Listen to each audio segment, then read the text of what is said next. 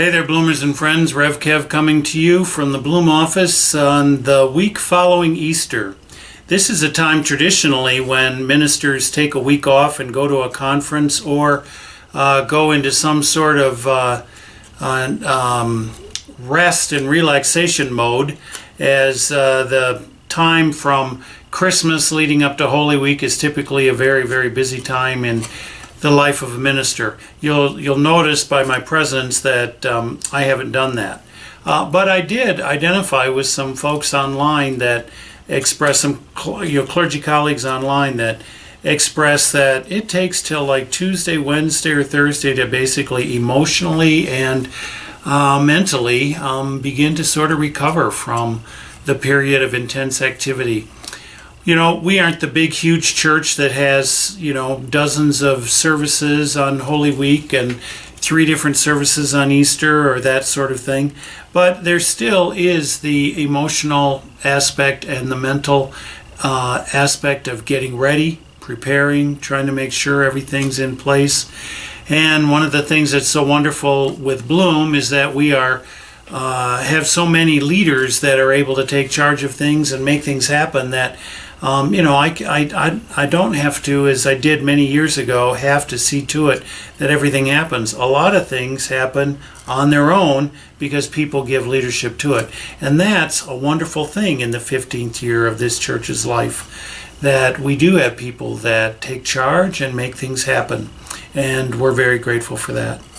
It's an emotional time also. The joy of Easter maybe is tempered a little bit by the news and the loss of a beloved Bloom member, Vern Kenny.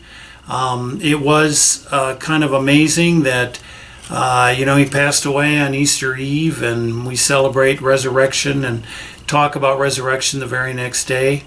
I am always amazed at that activity. I just read recently a quotation by the great theologian Karl Barth, who said something along the lines of, "Our lives are not intended to be destined for death, but rather destined for resurrection." And I think that is our perspective and our understanding going into the future. The other thing that is important is that we take care of each other in times of loss and grief.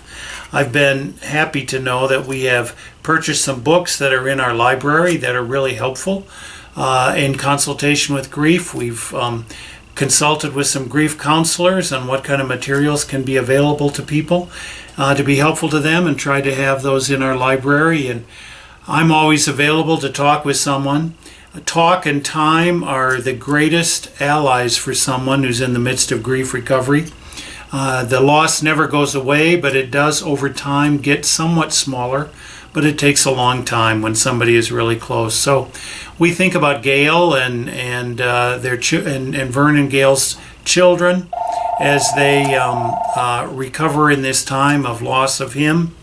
We also know there was another loss in our congregation with Mark Anthony, who passed away a few days ago. That came as a bit of a surprise in that we hadn't been that in touch with each other, but it's always still a sense of loss from somebody who's been a part of Bloom's life in the past. And, we sense that loss among our friends and, Bloom folks who miss him.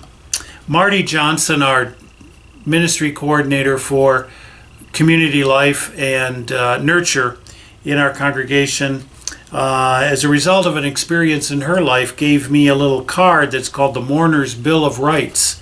And there's 10 statements here that are helpful to people when they're in mourning. I'm not going to read them all, but I wanted to share the fact of the matter is that the number one right that people have is you have the right to experience your own grief.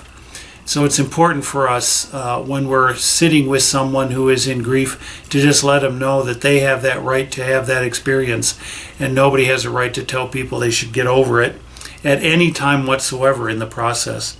And the last one talks about you have the right to move toward your grief and heal.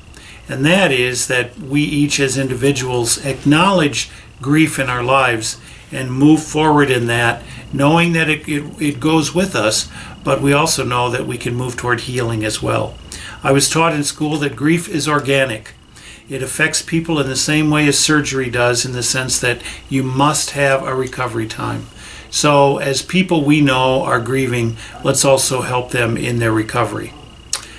Sunday is going to be a wonderful day for Bloom. We're looking forward to that. Dr. Dennis Marine is our musician, our pianist this Sunday. I am going to make some notes about Reverend Dr. Martin Luther King, as this will be the first Sunday after the 50th anniversary of his assassination on April 4th in 1968.